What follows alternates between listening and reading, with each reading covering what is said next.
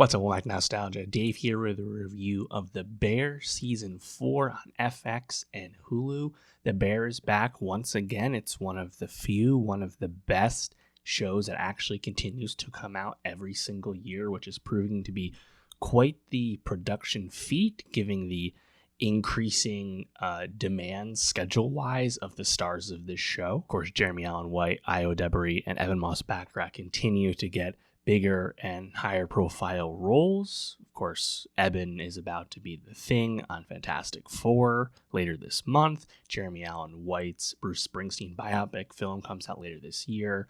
Ayo just starred in A24's Opus. These three are stars. Nothing gonna slow them down anytime soon. But we're still getting The Bear. And I think that's really great, given that this is a show that I think, unfortunately, went through a downturn with season 3. I think people generally were not the biggest fans of that season, certainly compared to the greatness of its first two seasons. Season 3 was a slower, more contemplative season that simply did not have a lot of plot progression at all, and I think that frustrated some. Obviously, still plenty of things to recommend about the show. I did still have season 3 in my top 10 last year, but it was definitely down a few spots. And now we're back with season 4, and I think everyone's kind of hoping, waiting, praying that the show will kind of get back more on that track in terms of focusing on the things people are most invested in with this series. The Bear Season 4 is a comeback season for the FX drama series. We are closer to the charm and appeal of the first two seasons of this show, with enough plot and character progression to kind of leave behind the disappointments of the previous season. At the end of the day, The Bear is very clearly a show about its characters and what they're about, and actual plot movement in terms of the Bear restaurant in the show is completely secondary. This is a show about self-healing, and season 4 had that front and center with everything happening with Carmi and Sydney. You get another masterful hour-long episode this season like we've gotten the previous two as well. It's a show that really hits you, I think, with a lot of really effective emotional beats because you're so invested in these characters, and it leaves off in a compelling place once again. I'm definitely very happy with how season 4 went, and we know that we won't have long to wait for another season given how consistent this show's production schedule has proven to be despite its stars' growing popularity. I think the conventional wisdom had been with seasons 3 and 4 that it was really the story of one season that they split into two, at the behest of FX, given that the show was such a big ratings and Emmys hit. And I was kind of going in expecting season 4 to be the final season of the show, given all the caveats we just said here. But season 4 leaves it in a curious place because it's an ending that it could serve as an ending of the series, but it's certainly open-ended enough and not resolved at all, really, that you could certainly continue to keep this show going. I think people are very invested in the future of the Bear and all the characters there. Right? The ensemble of the show has continued to grow and evolve, and you think about the journey and the progression we've been on with supporting players like Marcus, like Tina. Ibrahim gets his own plot this season, right? We brought in people from Chef Terry's restaurant that Richie knew, and now they're working at the Bear as well. Of course, Maddie Matheson's Neil, right? People outside the restaurant. The ensemble continues to grow, and the show is also very adept at bringing in, guest stars and ancillary characters and having them be played by high-profile actors. And we see a lot of them return this season once again. Will Poulter, surprisingly, actually comes back into the fold in a much bigger way than I expected, coming to work at the restaurant. You have people returning to the big family episode once again, like Sarah Paulson and Bob Odenkirk, who makes a big impression this season. And the big high-profile newcomer this time around would be Brie Larson as one of the family members who has ongoing beef with Sugar. I think the show is really good at doing all of that, and you just have to be watching the show for that family drama. What's going on with the Berzatos, the Bears, and in and around the restaurant. That's what the show is, and it's really effective at that. And I think, if you want to watch something about the trials and tribulations of a restaurant trying to find success and get a Michelin star. And then this season we have the countdown clock of will the restaurant remain financially viable, and will they keep the lights on? That's not really what the show's concerned about. I think there's enough of that like plot and like overarching conflict in season 4 to ground you, but it's really just about the character stuff, and Carmy making some sort of progress with his mother, of course, famously played by Jamie Lee Curtis in a handful of episodes at this point now. That's really what this show is about, and having him cook for his mom as kind of the culmination of that, right? That's what works here. And I think Carmy's internal trauma and his internal struggle, like that's the show's primary focus. And thankfully with season 4, we get to see him reconcile with Claire, Molly Gordon's character, who of course he unwittingly, unintentionally breaks up with at the end of season 2 when he's locked in the freezer, right?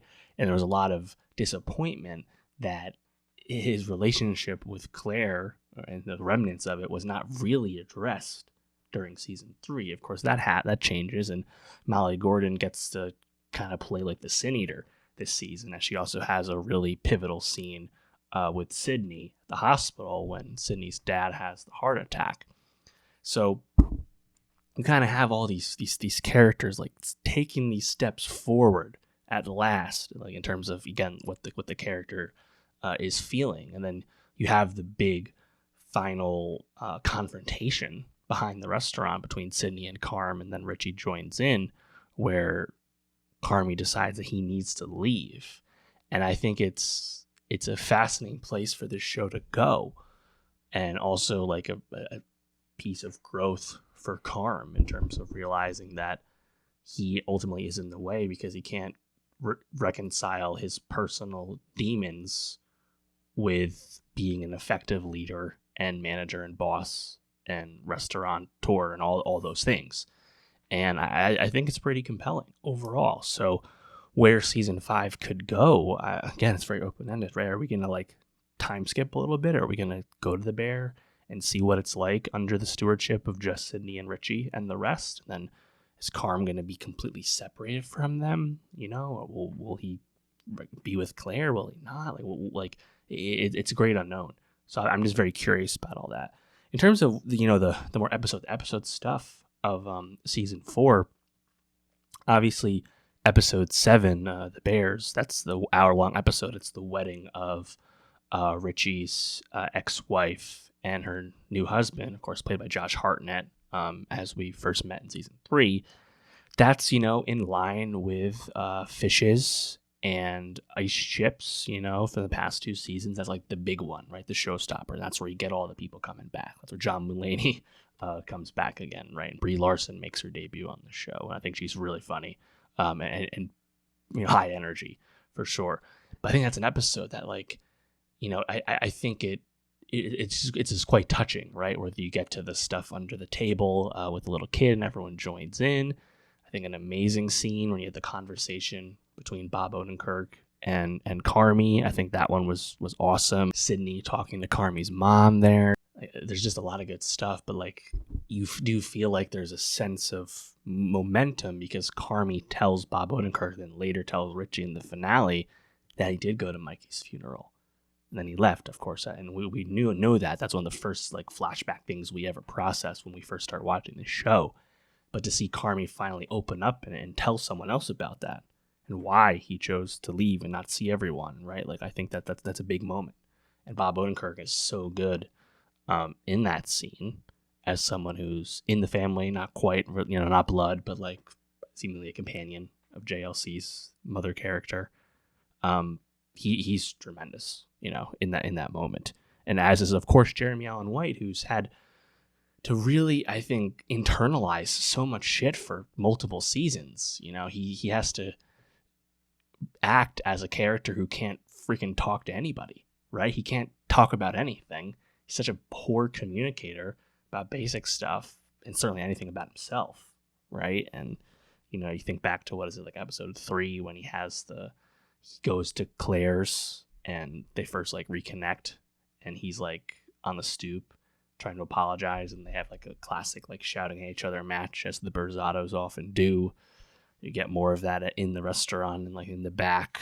I think the stuff from Jeremy Allen White here is as good as ever. And then I think, Sydney's probably like the number one star of the season, though, despite all that, right? I think episode 4, written by Ayo and Lionel Boyce, who plays Marcus. Tremendous episode. Sydney only episode where she's getting her hair done by like an old friend. Another classic Bear guest star move, played by the excellent Daniel Deadweiler. And Sydney has to watch Deadweiler's character's kid while she goes off to run some errands and get like some more hair and stuff to finish the job. And you have, I think, a great back and forth between the kid and Sydney. She's like talking in metaphors to the kid about her own internal struggle about what to do. Does she leave the bear and join Shapiro's restaurant and his very compelling offer, or does she stay with this very dysfunctional family that she's aware of how toxic and dysfunctional it is, but she's something about it that she can't quite quit? Incredible stuff. I think that's an amazing episode. I think that's an episode that very well could be the writing nomination submission for the Emmys this time around. Really, really tremendous. I really like the Ibrahim plot in terms of him trying to add value, and the show has done such a good job of adding to its ensemble, right? Of course, Lionel Boyce getting Emmy nominated, Liza Colin-Zayas winning supporting actress last season, right? She getting that big napkins flashback episode, right? And Ibrahim doesn't get quite that much plaudits, but he gets his own whole plot with a lot of the other other characters who like are always there at the Bear. You don't really know them too well, but they get to interact with Rob Reiner of all people, and I think it's just very warm and it's very cool, and also a sense of plot momentum once Rob Reiner connects with computer, Brian Koppelman's character, they realize that there might be another financial opportunity for this show to expand and franchise out its beef window business as a way to float the high-end restaurant desires. And I think all of that's works really well. And it's one of those things where it's like, if you're watching this show with more of that focus, you kind of wish you had more time with that, right? You wish they brought that plot forward, to Uncle Oliver Platt and to Carmy, right? But they don't, because that's not really the focus of the show. But it's nice that it's there. I think this stuff with Marcus and his dad trying to reach out and him not wanting to, and I think that stuff's like fine. I could have used more on that personally, and it's also frankly a quieter Tina season as well. Like her main conflict is trying to get the pasta fast enough, and she gets there in the end. And one moment of her with her husband, who's her actual husband in real life, which is pretty cool, but you don't get like too much with them. It's really a Sydney and Carm season, which makes sense to the two main stars of the show. I did enjoy the beginning of episode 8 where you have like Sydney as this like TV cook, and then it like glitches out and it's this like dream turned nightmare for her. Fun visualization for the show, a bit of a different speed. It was cool. I also liked like the kind of like motif of the physical manifestation of the countdown, where they have this big clock of when their like financial parachutes running out, when it's there ticking down as they're there every day working at the restaurant. I think that was pretty effective, and also helped communicate the progression of time to the audience. So yeah, Bear season 4, it's not as good as the first 2 seasons, but it's better than season 3, and that's I think all we could have asked for, frankly. I'm not expecting this show to remain absolutely transcendent every single time the way it was with seasons 1 and 2, so I'm pretty happy with this. And now I'm curious, it's like, is season 5 happening? Will they announce that soon? Will they be able to maintain the annual release? And will that be the final season? Because it's a show that's, I think, running out of story rope, and that's why there's not a lot of story and just only character left. And I think that's fine, as for all the reasons I just said. But I'll be really curious, like, what is the end game? And are they going to openly talk about it? Or will we just kind of show up with season 5, then learn it's the final season, a la what happened with Succession season 4? We'll find out. Let me know, though, what did you think of The Bear season 4? Do you agree it's a big comeback for the show? What's your favorite aspect of it? Let me know. And for more TV reviews, subscribe. And I'll see you next time.